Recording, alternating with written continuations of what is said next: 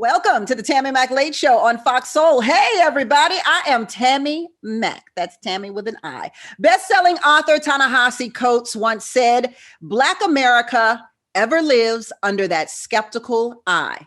Is that the case for only Black Americans? Or is it the same for Black people across the globe? Ooh, we coming with some good questions today off the back on the one like James Brown. Do other nations look at Africa the way Americans see Blacks? What is it about us that makes us so different? What is it? What is it about us that erupts the passion of disdain? What is it about us that evokes this hatred we consistently receive? What is it that makes us? Well, tonight, the business of being Black is literally being Black, part 2, if you can believe it. Please welcome back the author of Uncontrollable Blackness and assistant professor at Washington University in St. Louis, Douglas Flo. Hey, Douglas. Hi, how are you doing? It's great to be back. Vice News correspondent Dexter Thomas. Hi, Dexter. Hey, happy to be back. Glad to see you. And the principal consultant at Sean J. Fletcher Consultancy and tenure track professor at San Jose State University, Sean J. Fletcher. Hello, everybody. And I might add the title doctors on all three fellas. Why should Black people care about what makes us us? That's how we cracking it. Why should Black people care about what makes us us, Dr. Fletcher? Well, when it comes to a history of pride and ensuring that we have the self-love that we for centuries had to try to fight to maintain, it's imperative that we continue to see what makes us beautiful, what makes us vibrant, what makes us powerful, what makes us contributors to this society, and specifically America, that so long has tried to scrub away our contribution to it. So I could go on and on about what makes us us and why we should value it. Well, okay. Well, look, go on and on. We ain't stopping you. We got 60 whole minutes. I'm gonna pace myself, Tammy. Let me pace Look, myself. I got my timer on you because I would like to hear you go on and on about what makes us us. Because all that right there, I was feeling. You know, you took me back to the 60s. Say it loud, I'm Black and I'm proud. Black power. I was feeling the whole movement right there. Okay. Dr. Flo. Yeah, I'm going to bring this back to history, as I often do with these sorts of conversations. African Americans have had to struggle for most of American history, actually all of American history, to really come to some sort of way of defining a collective sense of destiny, right? When you find yourself completely encircled by threats, there's a need to kind of circle the wagons, right? And so one of the reasons why it's important, and your question is important, why African Americans need to or should care about what makes us us, is because understanding that is a part of understanding our collective sense of destiny. Throughout American history, particularly in the period that I look at in my book and in a lot of my work, the turn of the 20th century, the early 20th century, the new Negro movement, the Harlem Renaissance. This was a time when African Americans were thinking about Blackness in very complex ways. We're growing what it means to be Black, growing Black identity, and also, again, redefining and constantly redefining and understanding what it meant to have a collective sense of where we're going, where we want to go, and how that could help us get there. I'm circling back to you because you said something that I want to follow up on, and you too, actually, Dr. Fletcher. So we're coming right back to you all. Dexter, I know you're about to lay it down. Lay it down. I mean, I hesitate to repeat something that I've said previously with you, but again, why should we care what makes us us, or why is this question important? Again, I'm going to bring it back to Jay-Z, right? I'm not a businessman. I'm a businessman, business comma man, right? So the Blackness is a business, right? And the identity of Blackness is a business. And so why should people care? Of course, because this is a business. This is something that money is changing hands, whether or not Black people are involved with it. But I think also maybe on another level, again, to just go back to the history that you were talking about, is that what makes Black people Black, right? Even that concept is something that was defined and continually being defined and decided for Black people before they had any sort of agency or any sort of ability to participate in that discussion, right? Black people, if you go back, and we could go back as far as history as we want, people in Africa didn't necessarily call themselves Black. Somebody decided, hey, you're Black and you're worth less than us, and we're going to put you on a boat. This has been for a long time, for the majority of history, actually, part of the Black experience is having what does being Black mean, having that defined by somebody who is not Black. And I think the discussion of Black people trying to define themselves, or making that effort to define themselves, even just in the last few decades, has been fascinating and really important, I think. Look, I have to come back on something each of you said, and I'm going to start with you. I'm going to start with you, Dr. Thomas, but I want to ask this question. You mentioned something, but I want to turn the question from you to Dr. Flo, because when you say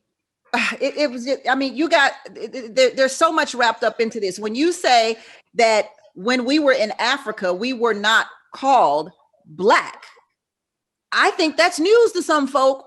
And so I want to know, is there some history there that we need to know about, Dr. Flo? What were we referred to as? And did we call ourselves Black? Or is that something that the colonizers created? Yeah, I mean, what you have to understand about Africa is that it's many different nations. And when I say nations, I don't mean what we see now as these separate places with borders that didn't exist before they were fractured by colonization. But I mean peoples, right? Tribes, people that had different empires and different languages and different cultures. And they did not, first of all, they didn't use the word Black, obviously, because Black is an English word. But they referred to themselves as their peoples, as their cultures, as their defining cultural features. So the whole binary that we now think of as whiteness and Blackness did not really exist, especially not in the way that it does now, until there was a need to create that binary. And that need was by white slaveholders, people who needed to create a separation between us and them. We are white, we are different, we are superior, we are European, and all of these people, this massive people whose cultures we don't understand as separate, whose cultures we don't necessarily respect or care about, all of those people are Black, right? So we can kind of put them all under the umbrella of Blackness for this need to create a binary that ultimately supports this hierarchy of racial power. And then Dexter, I want to come back to you, because people, when they look at rap music and hip hop, they have a certain view of it, a view that suggests that it's negative, that it's only about ass and titties, that it's only about, it's only about murdering other Black folk. It's only about pimps and cars and rides and what we spend our money on. But when you refer to Jay-Z, there are several rappers that we can call out who have called out America for what it is in the way that Black folk do. So when you talk about Jay-Z, I want to talk about that quote a little bit more, because I think you have to hear it several times before you hear it. So say the quote again. Yes, say the quote again. Yeah. So, and I'll say it again. And I am not Jay-Z, so I'm not going to do it justice. But again, of course you're not. Look, I'm not a businessman. I'm a businessman. And so again, I'm not a businessman. Me, myself, I am not a person who does business, or I'm not just that. I myself am a business, right? And what's being said there, and there's so many layers to it. And it's one of those things, exactly as you're saying, Tammy, it's one of those things where I think if you're not really in tune with it, if you're not really paying attention, it might not make sense until you see it written down. You see the comma in between business and man. And it's extremely subtle thing. But I think, again, what he's talking about is that he himself is recognizing, I am a product. And what do you do with that? And what is the Black experience, or what, a good deal of the Black experience, again, was being a product. Ooh. That's all I'm saying. That's deep. And then businessman is a compound word, but then business, comma, like you said, man, that puts it in a whole different perspective. And black, look, oddly enough, the Tammi Mac Late Show is about the business of being black. And so being black is a business, and it is how America has done business since we landed on this continent. I see you shaking your head, Dr. Fletcher. Let's go. Oh my goodness, I'm chomping at the bit. And I fashion myself as a Jay-Z connoisseur as well. I think one of the striking parts about that lyric was sometimes taken out of context, that it was sort of self-aggrandizing and it was him thumping his chest. Yeah. But a lot of that was inherent in what we started this conversation off with, about seeing the value of who you are, but also recognizing how America and this economy commodifies Black culture and who Black people are. And once you see that, what you truly bring to the table, you can take back that power of ownership of what's been co-opted and what's been taken, and you can actually pull what you so desperately deserve. And that's what I took from that. I took it even when I was a youngster listening to that lyric, that was a lyric of empowerment, more so than it was the stereotypical rapper thumping his chest. No, that was a nugget. Yeah. And I don't think that he was, look, I'm sure it meant multitudes of things, and I don't mean to be in Jay-Z's head, but I honestly believe that I'm a businessman refers less to Jay-Z as a business and a product, and more to the color of his skin being a business and a product. I think it could be all those things. Yes. Again, I think it can absolutely be all those things. I think, and I think it could be thumping your chest, because what is more American and masculine than that precise activity, right? Saying, oh, look at me, look what I've done. But I think it could be all those things. And I think, again, just as you said, Tammi, I mean, the multitudes that are contained within lyrics, and it's not just Jay-Z, I mean, me being from the West Coast, I can't, I love Jay-Z. I can't say too much about the dude because, again, that's not my hometown, but, it should be respected, as you were saying, as hip hop does contain a lot. And yes, does it contain some of the negativity that we all live through or have seen? But there is some of that really, I hesitate to even just call it poetry, because I don't think poetry even does it justice. It takes you to a level where it really can make you think about some things that it functions on all those levels, I think. Yeah. And it's a part of what makes us us. I'm a businessman. That makes us us. We're a business for this whole nation. And speaking of business, I got to handle some right now. A few commercials, and we'll be right back on the Tammi Mac Late Show on Fox Soul. Welcome back to the Tammi Mac Late Show on Fox Soul. Tonight, part 2 of what makes us us. And by us, I do mean Black people. I would be one of us, a Black person. Hadn't noticed. Just in case, sometimes people mistake me for Black. We're going to our chat room. Bo L is not happy with the conversation we just had, fellas. Can somebody clear things up for her? Because I think he misunderstood us. Bo L said, we are not businesses. We are spiritual, vibrant entities. Don't let America trick you into believing you are a product to be sold. That's not necessarily what we meant, though, was it?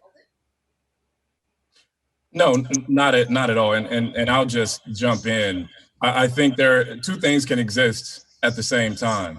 We can be spiritual beings who embrace who we are as individuals who cannot be marketed and sold. However, when we were speaking about the one singular lyric that Jay-Z wrote in his song, that allowed for us to continue down talking more about who we can be as we're intersecting with America, and oftentimes how our value is co-opted and others make money off of us, as opposed to us making money off of our value and our brand and our culture and our richness. So outside of hip hop, absolutely, there's a lot more to us than simply being commodity. That's not who we are at our core at all. So hopefully that was not misconstrued. And if it was, Bo, I hope you got it right, because none of us on this panel believe we are marketed to be sold. We do not believe we are still slaves on the auction block with price tags on us and branded. I don't think that's where we're going with this at all. I want to go to Dr. Flo real quick. Something you said earlier. You said we should understand who we are because we are a collective sense of destiny. It connects to our collective sense of destiny. What is our collective sense of destiny? Yeah, I mean, that's a really great question. It's a question that a lot of people have wrestled with throughout American history. It's part of the question that, just to pick one person, very prominent person, Marcus Garvey was thinking about when he wanted to create this kind of global Pan-African community that would be connected by the Black Star shipping lines, right? For people like Marcus Garvey and for a lot of African Americans, you know, people who had such grand ideas as he did, all the way down to people who just opened a restaurant in an African American community. Throughout our history, we've had this kind of understanding. You know, even recently, we're talking about Buy Black, right? Go and support Black businesses.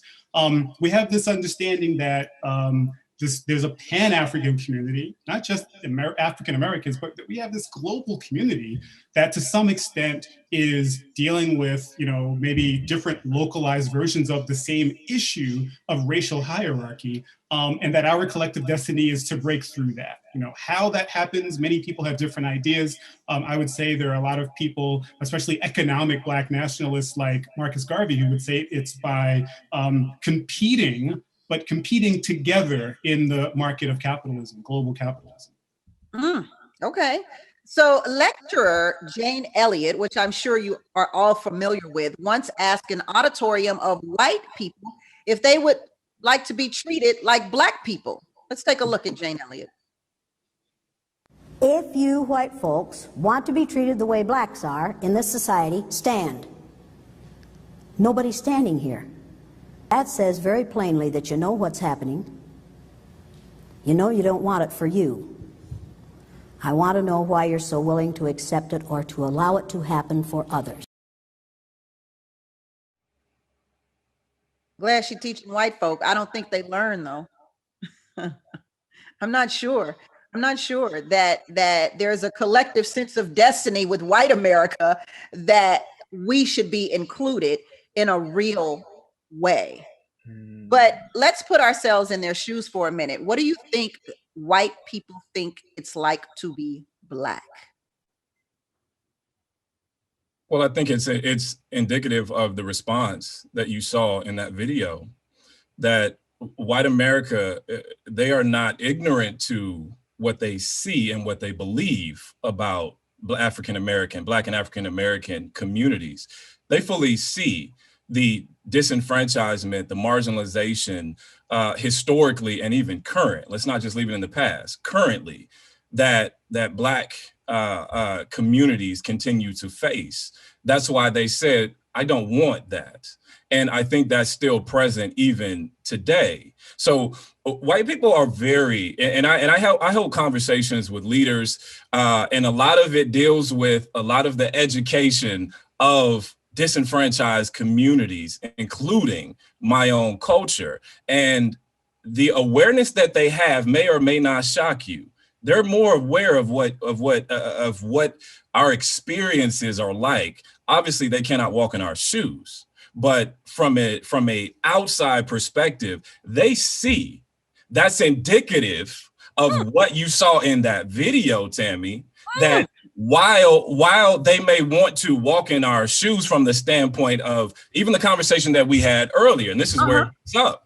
The conversation about hip hop, the conversation about co-opting our culture and co-opting some of the things that they've commercialized, that's the part they want.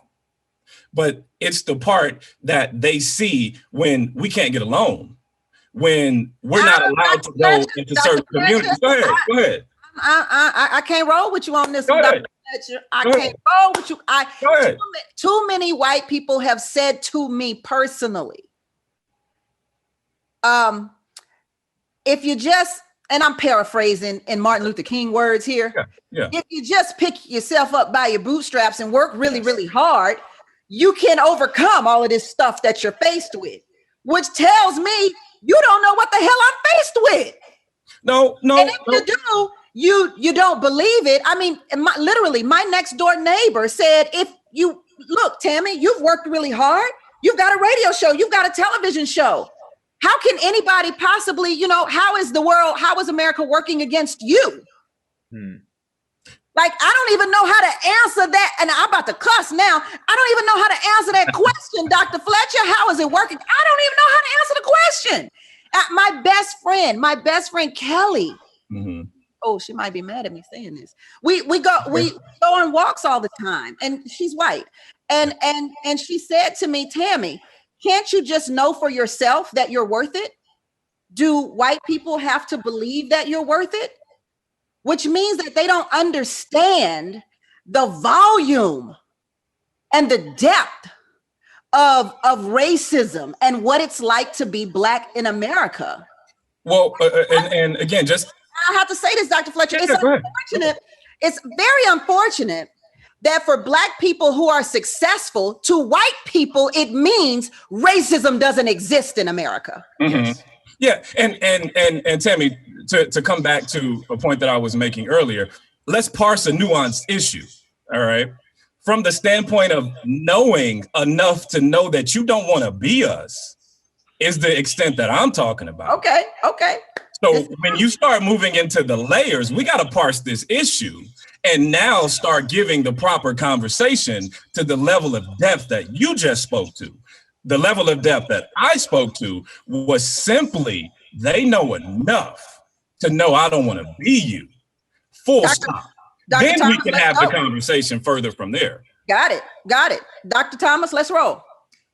I mean, there is a lot there. I mean, I think with that clip, which I've seen, I think maybe, some of the audience has seen too. That's an audience that was, we have to consider the context, right? This is somebody who would come to one of her lectures, right? So they're already in a particular mindset. And I think if you ask that question to just a wide group of people who were not in a room, who did not have cameras on them, I think a lot of people might have said, yeah, I'd love to be treated like, white folks, right? Would say, I'd love to be treated like I was Black. Look at all these handouts that they get. Oh, hell no, Dr. Tom. Y'all tripping tonight. Y'all is tripping tonight. And you know that I'm telling you the truth. And I wish I could give you specific numbers. I don't have what handouts do Black people get? What handouts? Like they're knocking down affirmative action in every way. Meghan McCain on The View just said it's not fair if we judge people by the color of their skin based on the jobs that they have. And like, what handouts? What freaking handouts are we giving?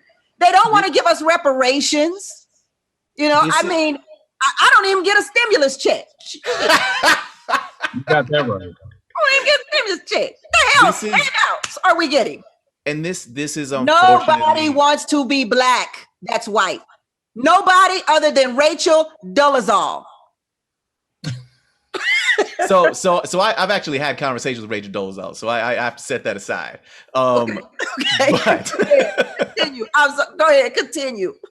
But what I will say is that yes, I think with given now, I love being Black. 10 out of 10. Would do again. Great experience.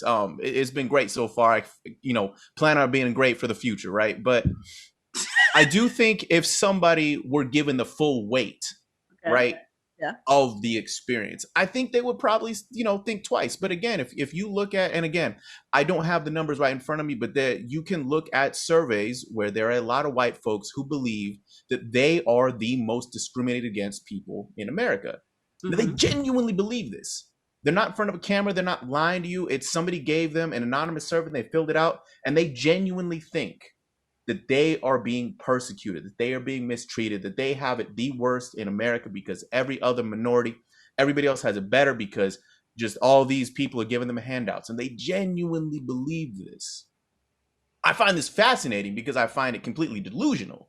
Right. But it is a fact. And I think that is something we have to keep in mind is that the stories that we tell ourselves, right, to put very simply, right, so the education that we give our kids, right, that we got as kids, right? And we continue to give kids. We tell ourselves the stories, just like you were saying, Tammy, is that, yeah, there's some people and these folks got it bad, but it's probably something wrong with their culture. They must be doing something wrong because how could nobody wants to believe that they are contributing to oppression. Nobody wants to believe that. Yeah. And I think that really is the big disconnect here, is that it's very, very difficult to accept. And America is very, very bad at accepting that any part of us have contributed to continuing suffering anywhere. Yeah. Dr. Flo. Yeah, I think if you could separate the people in that room into 3 different groups, you'd find that there's a group of people who don't care about this issue at all, and probably think in some of the same ways that Dr. Thomas just mentioned. There'd also be a group of people who do care about this issue and probably feel as if they're actively involved in doing something about it. But then I think there would be a very large group of people in the middle who are in a sense of denial, right? That they're kind of denying the history, they're denying, maybe consciously or subconsciously, they're denying that any of these things are actually issues, that racism is still a problem. We've had a Black president. When do we move forward? And I think that is what we saw last year. There are a lot of issues. I live in St. Louis, a lot of issues in this city that have to do with racial inequality. But there are a lot of people that live in this city and know that those things are going on, but they're not really going on because they're not happening to me. There's a sense of just blindness, right? Like willful blindness that I think people are operating under. And I would say that that's probably a big portion of that pie, if you were to cut it into a pie chart, the group of people in that room. And I think to some extent that is helped along by a number of different ways of thinking, one of which would probably be what Dr. Thomas just mentioned. We're going to take a quick break on the Tammi Mac Late Show and come right back on Fox Soul. Welcome back to the Tammi Mac Late Show on Fox Soul. Tonight, we're talking about what makes us us. That means what makes Black people in every sense of the word. If you love this content, then why don't you join our YouTube channel? Because that's where you get to chat with us live. I've got our soulmates in the chat right now. We'd love to hear from you. And make sure you give us a thumbs up if you like what you feel in here. Tell us how you feel. Let me see how you feel. John Kim says, Dr. Thomas is making a really deep point. You're on the deep end of the water tonight, Dr. Thomas, but then again, you usually are. That's what I say. Will says, this is very, very good. And they, meaning white people, don't want to give up their fortune and they don't want to believe they are wrong. Oh, what do you think about that, Dr. Fletcher? There's something, and we've heard this quite a bit over the last several months about white guilt. And we've seen a lot of it. We've seen a lot of it in terms of some of the reactions that we've seen, especially since May 25th and George Floyd, in terms of the reactions from businesses, from individuals, from my friends, even who are white, just reaching out, asking me, what can I do? Where was this 2 years ago, 3 years ago? My man, yes. There's an inherent guilt that's there. And we have to get to the root of why that guilt exists. There's a guilt that goes far beyond 2020 and George Floyd, far beyond Eric Gardner, far beyond going way back in time. If we actually unpack that and had that conversation with one another, I think we would get to the heart of, we realize that this is a nation that has been built on the backs of marginalized, disenfranchised individuals who never really reaped and still are looking to recoup their identity, self-worth, and then again, to use a Spike Lee term, our 40 acres. We're still looking to recoup what we justifiably and deservedly should be due. So there's a lot to unpack, but I'll leave the rest to my colleagues here. Okay, so I'm going to move into this since you are bringing up, there's a lot to unpack, and and you're bringing up this white guilt thing here. When it comes to certain tragedies throughout history, and you fellas can name those tragedies, I will not, but there have been several, communities that were affected by those tragedies oftentimes declare, never forget. and rightfully so. You should never forget horrific tragedies of history. But when Black folk bring up slavery, everybody wants to know why we always got to go back to the past and why we can't forget about it. Even Black people, in particularly these newer generations, are saying, we ain't got to go way back there. Why we got to go back there? Which means that there has not been a traditional sense of our culture and history taught from generation to generation to generation to respect. Because the other cultures respect where they come from and how they've evolved into what they are today. And they make it a part of their family history and their family traditions to remember at all cost, to never forget. Black people don't do that. We want to forget slavery. We want to forget those horrific acts that happened to us. We want to forget the raping. We want to forget the pillaging. We want to forget the whippings, the beatings. We want to forget the separations of our families. We want to forget the crosses that burn, the houses that burn down. We want to forget the men hanging from the trees. We want to forget it too. Why isn't it a part of our culture to remember those things in a real way? I'll jump in. I'll jump in because you got me with that one. Tammy, I believe that some of that onus is on us as well. You mentioned and going back to even who we are as a people, as a spoken culture, a lot of what we have learned about our history was through communal discussion. I sat at the kitchen table with my parents, my dad, learning about my history. So there was no mistaking that I was going to know about it, and my siblings were going to know about it as well. And it was instilled in us that it was not going to be something optional. You would know it, you would know the degree of it, and we will continue reinforcing that. So much so to where we took it as a certain sense of cultural pride to know that. It wasn't that we simply wanted to continue rehashing the trauma and the pain of our past, but we also knew that there's a gradual wearing away of our culture and of our history. And if we continue to allow that to take place, think 25, 50 years from now, we still have people nowadays still trying to tell us slavery is a myth, that it didn't happen. We hold that responsibility to ensure that banner continues to be raised. So we move forward. So I start with myself. I start with generations that need to continue that conversation and passing that down, and the concentration and the earnestness that goes into continuing learning and the legacy of who we are as Black people in America. And there's the tragedy and the triumph of that both have to be respected. Absolutely. Both have to be respected. The tragedy and triumph. Dr. Flo.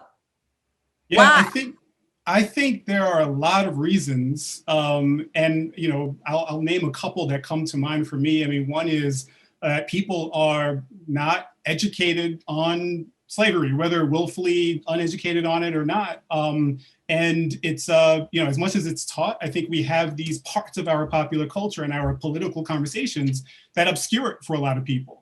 Another reason is that for a lot of people, it seems like it was so long ago. It was, it seems like it's so far back that it doesn't really affect us in this particular moment. But in truth, it only ended 156 years ago. Humans very often live to be 80 years old or older.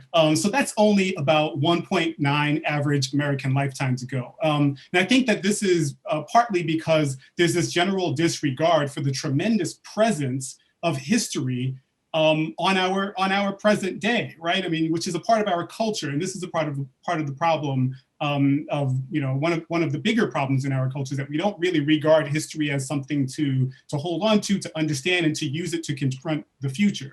And that's something that I really try to bring to the classroom when I'm teaching my students about these subjects.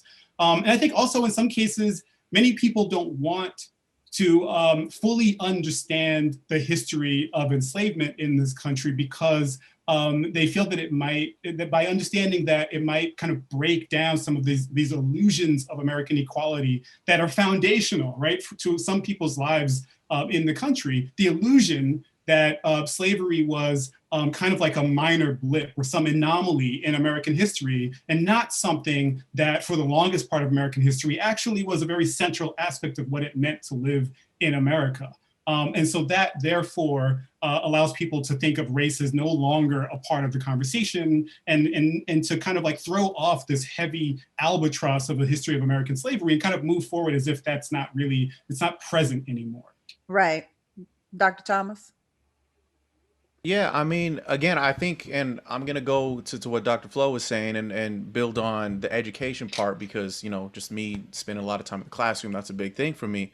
But also to talk about stories, right? A lot of it has to do with the kind of stories that we tend to tell ourselves about how this country was formed, right? And I think the story that we tell kids and that we tell ourselves is that slavery was something that some bad people did. It was a mistake, and then it was over. And then there were still some mean white folks out there. But then Martin Luther King came along and said, hey, mean folks, stop being mean. And they were just, you know what, bro, you're right. And then they stopped being mean. And then everybody was really nice, which obviously, all three of, all four of us on this show know that is not the case. But there are a lot of people who have genuinely believed that, and they continue to believe that. And the very difficult thing is, like I was saying, is we like stories. As society, we like stories. We like stories with a beginning, with a middle, and an end. We like a story with a bad guy and a good guy, and nobody wants to believe that they are the bad guy. And so that is why, we have things like, if anybody's familiar with the white savior trope, right? Which is, again, there's in a lot of these movies about racism or about anything like this, that there's always that one, and it's a little bit less common now, but it still exists. The Lone Ranger. All of these things, right? We can go on and on with these things, right? Where there's a white character who, there's a whole bunch of mean in a movie. Just think about a movie that you watch where there's a whole bunch of mean white folks, and there's that one nice white person who's just, you know what? Let's not be mean to these black folks. And then as a viewer, that allows you to think of yourself as that person. You know what? I identify with that guy. If I was alive in the 50s, I'd be him. If I was alive back during slavery days, I would be her. I wouldn't be those mean folks. I'd be them. And these stories that we tell ourselves, I think it helps people, unfortunately, to forget and to fail to understand not only the past, but the present. And I think that's why you see people, again, failing to understand the weight that racism exerted on the founding of this country, but also continues to exert on our presence today. Wow. We're going to take a quick break on that. Soulmates, I see you in the chat room, and I am coming to you next on the Tammi Mac Late Show on Fox Soul. I'm going to the chat room real quick and see what they're talking about in here. Keeping Nettie says, my ancestors would not want me to forget them. I agree, Nettie. Richard Moonstone says, it is strange, no matter what we have gone through all over this planet as Black people, there is nothing else we would rather be than Black. And this feeling only gets stronger the older we get. Ooh. It's interesting because we talked about Jane Elliott asking an auditorium full of white people if they would want to be Black. But then there's another question. Do Black people want to be white? Go ahead, Dr. Thomas. I mean, I suppose, listen, far be it from me to speak for all Black people. I would never try to do that, right? None of us would. I will say, and I find the comment, and shout out to the person who said that in the chat about, that they despite everything, they want to continue to be Black, right? I don't want to unknow anything. Right, being Black in America, and I think this is the sense where we're being really a lot of minoritized people in the United States, or really anywhere, is it allows you to see America for what it truly is. Right, I think about a lot of people, for example. I mean, let's go to James Baldwin. Right, I think he understood America in a way that a lot of his white contemporaries simply did not understand it. Yeah. Right, and so now would I trade that knowledge, that deep knowledge of America for a better shot at getting a bank loan? No. I like being me. I'm good. That's my take. But maybe some have another Well, perspective. you know, until you said a better shot at getting a bank loan, I was all on board with But now I'm like, maybe I'm gonna hop off that black train, go and get this loan. To each their own. To each their own. Right. Incog, I don't know if this is true. Speaking of guilt, I mean, look at how Ben Affleck didn't want his DNA episode to feature the fact that his family owned slaves. He got Henry Louis Gates to omit it, compromising editorial standards. I don't have the knowledge of whether that's true or not. Hopefully, our producers can get that before the end of the night. But Dr. Fletcher, do we want to be white? Again, I'll echo the good Dr. Thomas. I think we have to parse the conversation, and there are a subsect, and we've seen examples in our society. Like who, Dr. Fletcher? At some, well, I won't name names. I'm just interested in knowing who want to be white. But in general, I'll say in general, there is a subset of society that want the privilege that they see whites get, much like what Dr. Thomas mentioned about, and some of it was again tongue in cheek about being able to get that loan, and we laughed about it. But there are some that, again, it's not decoupled from the point that you made just a second ago, Tammy, around sanitizing and scrubbing, and some within the Black community not wanting to embrace some of the tragedy of our history. I think it goes part and parcel to moving in a direction to where we would love to have the selective opportunity to be able to move into spaces of privilege that our Black skin still does not, unfortunately, allow for us in many instances in the United States of America. So while I do believe that there is a subsection who wants to be white from the standpoint of identity and privilege, I'm not saying white skin, of identity and privilege in America, that's undeniable. That's at the heart of what we're talking about, is privilege and access to power and power. That's still reserved for a lot of folks who look different than us. So when we talk about wanting to be white, I have yet to see very many people who want the skin tone change. They want the access that they don't see Black people getting. So I gotta be meticulous when we talk about what that actually means. Yeah. So that's where I rest on that. I love that. We don't want to be white, but we want white privilege. Absolutely. There it is. Whoop, there it is. Whoop, there it is. That's what we're fighting for. That's exactly what we're fighting for, and what we have always been fighting for. Dr. Fletcher, I'm sorry, Dr. Flo. I'm gonna move to something else, because when Dr. Fletcher mentioned that there are some of us who would prefer to, be white, and we ain't gonna mention no names, but some of our soulmates have started dropping names. Bo says Tiger Woods. I knew they'd do it. They never let us down. I knew that.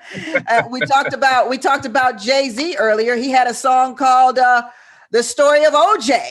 I'm not Black, I'm OJ. Okay. The last time we covered this topic, we briefly touched on the expression "all skin folk ain't kin folk." So what makes some Black people detached from what most of us feel as a collective struggle? I love this question. What is it? They're telling me I got to go to break. I don't even think we're going to be able to answer the question. But think about it. What is it that makes some Black people detached from our collective struggle? We're going to talk about it when we come right back on the Tammi Mac Late Show on Fox Soul. Welcome back to the Tammi Mac Late Show on Fox Soul. We left off with this powerful question. Why is it? There's a saying. Black folk have a saying. All kin folk ain't skin folk. Is that right? Am I saying it backwards? All skin folk ain't kin folk. For some of you who don't know what it means everybody that's Black, ain't your kin folk just because they Black. But what makes some Black people detached from what most of us feel is a collective struggle? I don't know. People like perhaps Judge Clarence Thomas. People like Ben Carson, maybe. I mean, there are a collective group of people who don't really feel our plight, but are just as Black as we are. Dr. Flo, you want to start with that one? Yeah. I mean, I think I don't know ultimately what's in people's hearts and in their minds. I think everybody has their set of experiences. Everyone has their set of struggles, and everyone forms their own opinion about those things, about the sources of their difficulty, about what communities they identify with, using this like kaleidoscope of experiences that they have.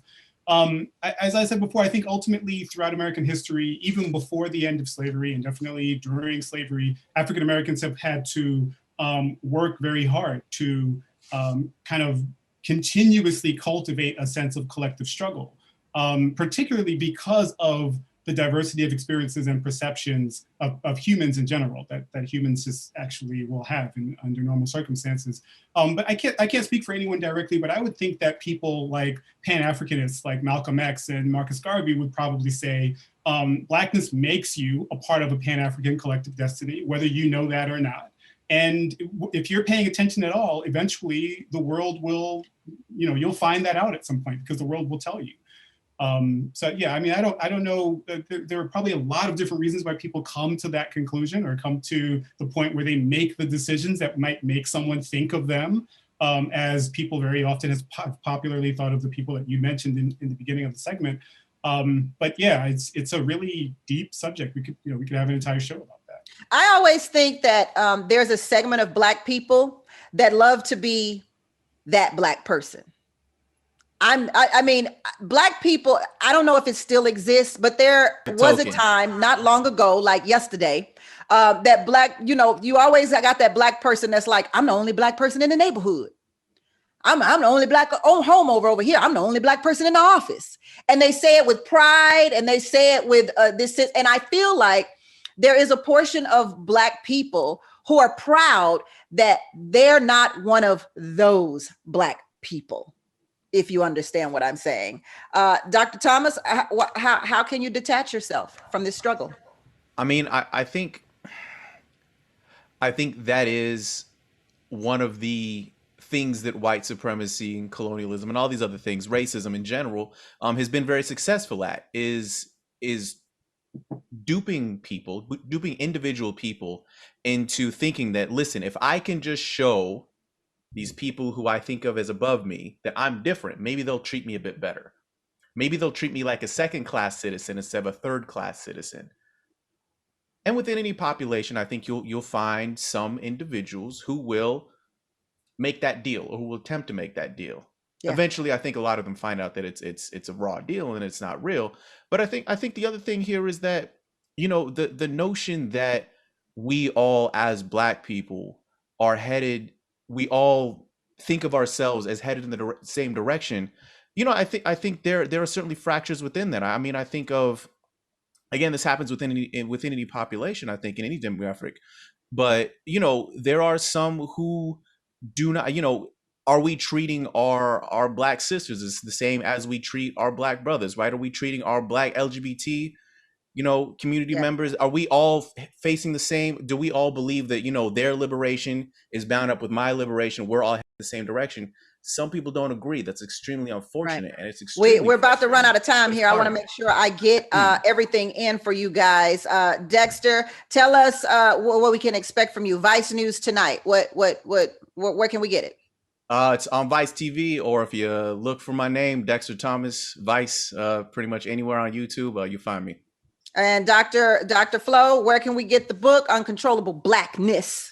It can be bought on Amazon.com, UNC Press's website, any place that books are sold, you can get Uncontrollable. Dr. Sean Fletcher, consultancy, what's that about and how can we get it? You're going to wrap us up tonight. Cultural competency, diversity, equity, and inclusion, bringing some of these conversations to those spaces that we need to be represented in a lot more of, and represented not just physically, but in this conversation as well. So SeanJFletcher.com.